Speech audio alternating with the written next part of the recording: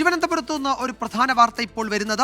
തിരുവനന്തപുരം വെമ്പായത്ത് നിന്ന് 16 വയസ്സുകാരനെ കാണാതായ സംഭവത്തിൽ വഴിത്തിരിവ്. മാർച്ച് 5-ന് പേട്ടയിൽ ട്രെയിൻ തട്ടി മരിച്ചത് കാണാതായ അഭിജിത്ത് എന്നാണ് സുഹൃത്തിന്റെ മൊഴി. മൃതദേഹം 1 മാസം കഴിഞ്ഞപ്പോൾ പോലീസ് സംസ്കരിച്ചു. രേഖകളില്ലാത്തതിനാൽ മൃതദേഹം തിരിച്ചറിയാൻ കഴിഞ്ഞില്ല എന്നാണ് പോലീസ് പറയുന്നത്.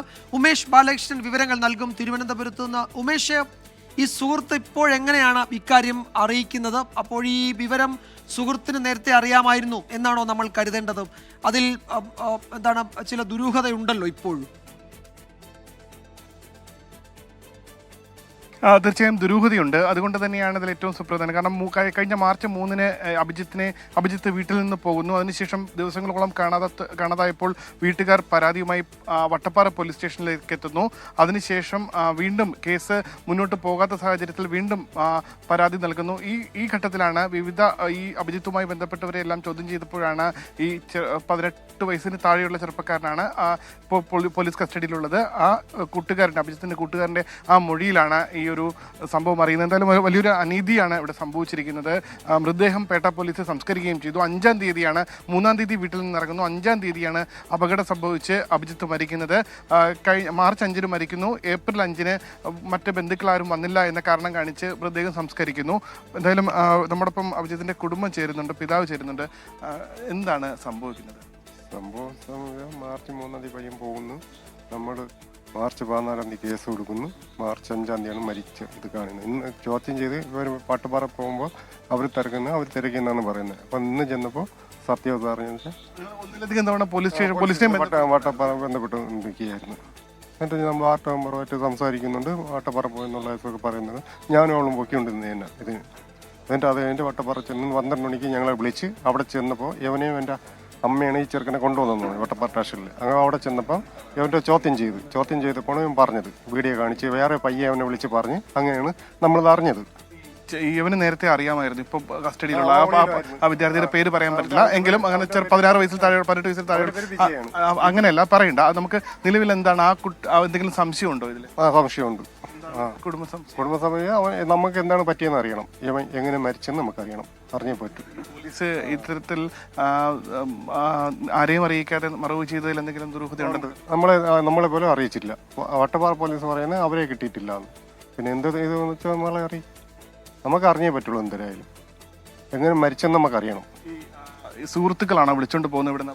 വിളിച്ചോണ്ടോ നമ്മളെ കൂടെ ആ പയ്യന്റെ കൂട്ടുകാരനെ വിളിച്ചത്, എന്റെ മോന്റെ കൂട്ടുകാരനെ ഒന്ന് വിളിച്ചോണ്ട് പോയി ഇവിടുന്ന്. ഇതിനുശേഷം ഈ കൂട്ടുകാരെല്ലാം ആരെങ്കിലും ബന്ധപ്പെട്ടിരുന്നു? നമ്മൾ വിളിച്ചായിരുന്നു. വിജയ് എന്ന് പറയുന്ന പയ്യനെ വിളിച്ചായിരുന്നു. അപ്പോൾ അവൻ ഉരുണ്ട് കളിക്കും. അവൻ എനിക്ക് അറിഞ്ഞൂടോ, അവൻ വന്നിട്ടില്ലെന്നൊക്കെ പറയുന്നത്. എന്നുവെച്ചാൽ യവനും മാർച്ച് 3-ാം തീയതി പോകണത് യവനും ഈ എൻ്റെ മോനും ഈ വിജയ് പോണ എൻ്റെ ഒരു കൂട്ടുകാരൻ കണ്ടായിരുന്നു. വെമ്പായത്ത് 10 വയസ്സിൽ വെമ്പായത്ത് നിന്ന് ബസ് കയറി പോണ കണ്ടായിരുന്നു. തമ്മനൂർ ഇറങ്ങുന്നതും കണ്ടായിരുന്നു അവൻ. മകൻ പോലീസ് പറയുന്നത് പേഴ്സിൽ മറ്റേ പേഴ്സോ ഒന്നും ഉണ്ടായിരുന്നില്ല, ID കാർഡ് ഉണ്ടായിരുന്നില്ല, ഫോൺ ഉണ്ടായിരുന്നില്ല, അങ്ങനെ ഒന്നുമില്ല. അവൻ ഇട്ട ഡ്രസ്സ് ടീഷർട്ടും കറുത്ത പാൻറ്റുമാണ് അവൻ ഉപയോഗിക്കുന്നത്. അങ്ങനെ തിരിച്ചറിഞ്ഞത്. രേഖകളൊന്നും കയ്യിലുണ്ടായിരുന്നില്ല? ഇല്ല, വേറെ ഒന്നുമില്ല. അവൻ പോയി നിന്നാലും നമ്മളെ വിളിക്കുമായിരുന്നു. എൻ്റെ നമ്പർ അറിയില്ല, എൻ്റെ വൈഫിൻ്റെ അമ്മയുടെ നമ്പർ അറിയായിരുന്നു. അവൻ വിളിക്കുമായിരുന്നു. അവൻ എന്നെ വിളിച്ചിട്ടില്ല, അവരെ വിളിച്ച് പറയുമായിരുന്നു 3 ദിവസം കഴിഞ്ഞ് വരുള്ളൂ. ഈ പോലീസ് കസ്റ്റഡിയിലുള്ള അഭിജിത്തിന്റെ കൂട്ടുകാരനെ അറിയാം? വിജയ് അറിയാം.